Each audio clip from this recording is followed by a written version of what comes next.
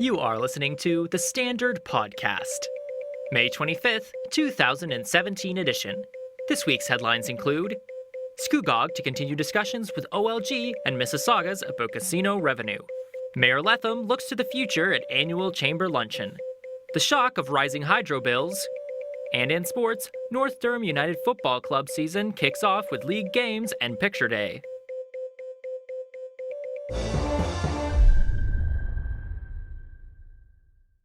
Scugog to continue discussions with OLG and Mississaugas about casino revenue. Dan Kearns, Scugog.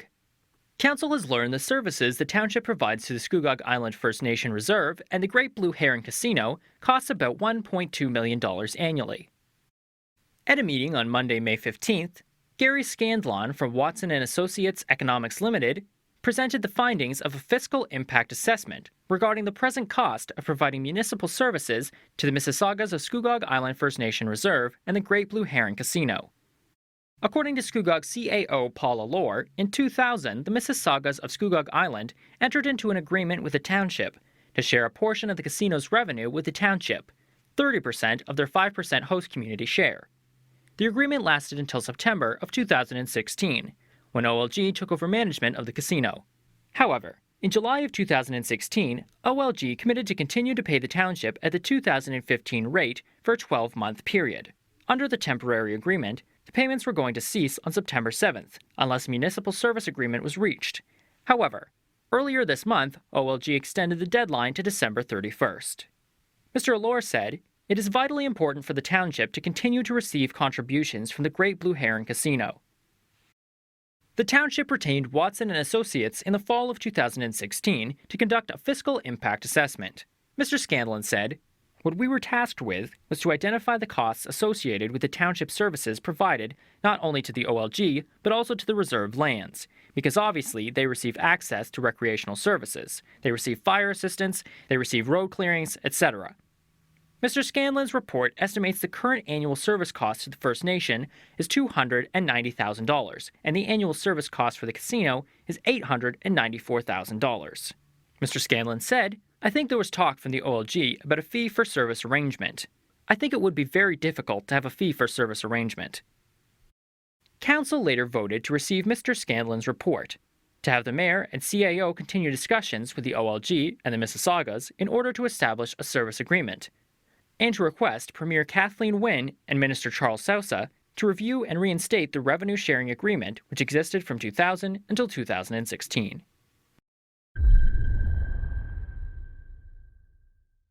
The shock of rising hydro bills. Sam Atrosky.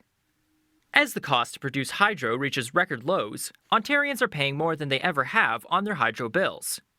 The Liberal government has been under fire lately due to rising hydro bills, especially in rural communities. The causes range from an oversupply of power, global adjustment fees, and overpaying for green energy. Ontario currently has to produce a certain amount of power each day to meet the demand of consumers. To avoid power outages, more electricity is created than the amount needed, and the excess energy is sold to Canada's neighbouring states south of the border, at rates lower than the cost of production. There is a fine balance between making sure we have enough power and not too much, said Press Secretary to the Minister of Energy, Colin Nikolajchuk. According to Mr. Nikolajchuk, Ontario has contracts with the United States and has sold around $200 to $300 million worth of extra energy to them in 2015. The money lost through the existing contracts with the U.S. is paid for by ratepayers in the global adjustment line of their bill. Daniel Hornweg, the Associate Professor and Research Chair in the Faculty of Energy Systems and Nuclear Science at UOIT, said the global adjustment fee is where electricity consumers pay for the cost to run and keep the system going. Mr. Hornweg said, "It's an attempt to capture the long-term costs of maintaining and fixing the energy supply's infrastructure, as well as the cost of building a new plant." Although, in 2013, the provincial government took a small step in the right direction when they renegotiated their green energy contract with Samsung and managed to save Ontario $3.7 billion. Even after the renegotiations, Bonnie Lisk, the Auditor General, found in 2014 Ontario still pays twice the market price for solar energy and 3.5 times the price for wind energy. Ms. Lisk concluded in the 2015 annual report, ratepayers paid an extra $37 billion more than was needed from 2006 to 2014 through the global adjustment part of their bill. She also found electricity consumers will pay an additional $133 billion by 2032 due to the global adjustment line on the hydro bill.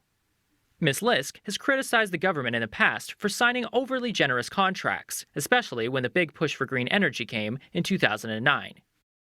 The provincial government has not since renegotiated any of their generous contracts with green energy companies, but Mr. Nikolachuk said the costs will drop over time. Quote, "As the technology matures, the price of wind and solar will continue to go down," unquote. Prices will continue to climb until the summertime, when Ontarians will see a 17% drop in their hydro bill, on top of the 8% rebate which went into effect in January. There's also been a 50% increase in rebate programs for low-income households, recently announced by the provincial government. The rebates should save low-income households about $35 to $60 a month, costing taxpayers $2.5 billion over the next 3 years. Rebate programs are good for helping families in the short term, but to fix Ontario's skyrocketing electricity bills long-term, the Liberal provincial government needs to address the root of the problem. They should renegotiate contracts, freeze the privatization of Hydro One, and adjust the costs absorbed by ratepayers through the global adjustment fee.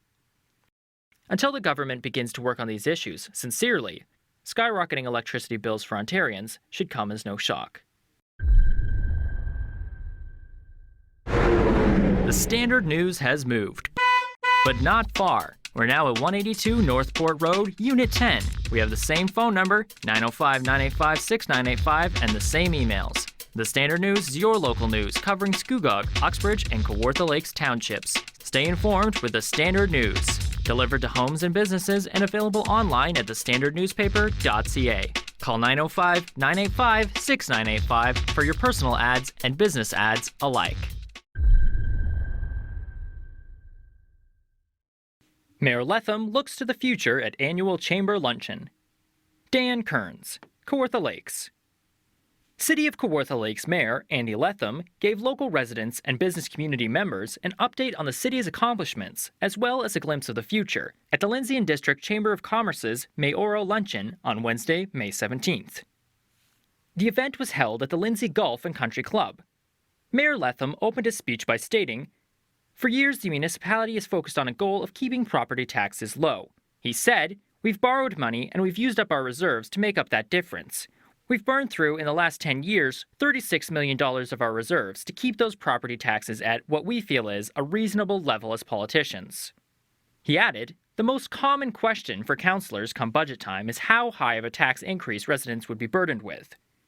Mayor Letham said, "What I think we should really be doing is asking the bigger question. What kind of city do we want to have? What kind of city do we want to create? What are our goals or our vision for the city of Kawartha Lakes? How much is that vision going to cost?"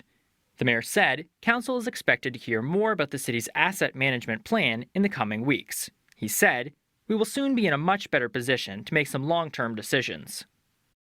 In addition, Mayor Letham discussed the city's core service review. He said the review has shown the city didn't need as many libraries, service centers, or fire stations.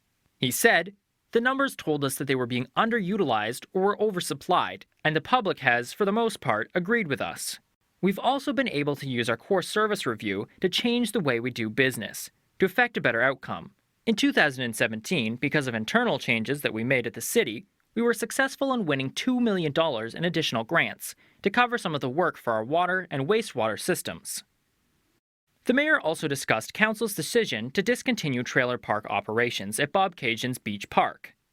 He said, "We are working with the community later this year to determine the best way to utilize this prime waterfront area to create a really nice park." Mayor Letham then discussed the state of the city's road infrastructure. He said, "We need to take better care of our roads." He added the city needs a better plan to keep up with the climate changes which are shortening the life cycle of their roads. Mayor Letham concluded by mentioning the importance of each decision council makes from now on. He said, "We are making decisions that will affect us today, that will affect our children tomorrow, future citizens 5 years from now, and our grandchildren 10 years from now." Technical foul. North Durham Sports. North Durham United Football Club season kicks off with league games and picture day. Kem Kahajik. After fall and spring tryouts, months of training in the gyms, and getting some practice in on the grass outdoors, regular season league play is finally here. The 2017 DRSL schedule for the North Durham United Football Club competitive rep teams kicked off this past Monday, with the U14 girls team taking on Peterborough. The 15 girls opened their season against Cavan, and the U13 girls traveled to Peterborough for their debut.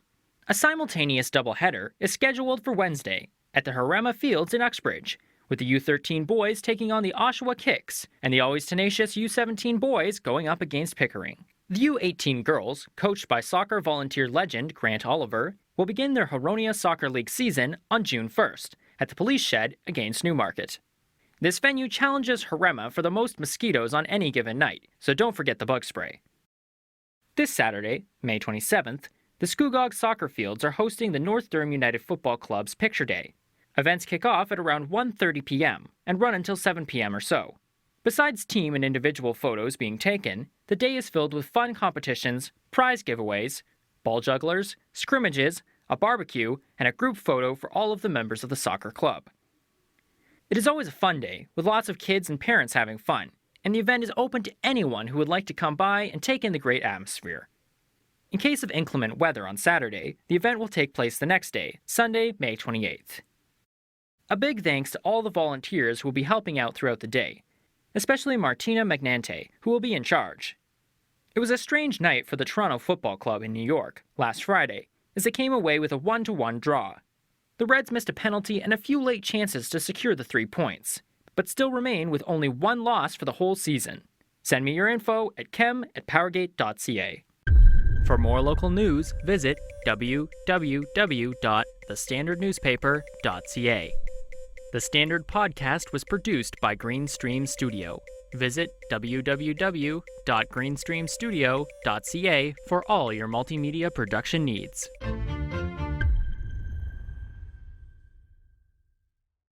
Do you have audio production needs? Greenstream Studio is here for you. But don't just take our word for it. Let's listen to this testimonial. Hi, I'm David Stornberger of Port Perry Radio. Christopher's production skills enable him to create professional audio that is perfect for our radio station's format. I can always count on him to produce work that doesn't need any further editing.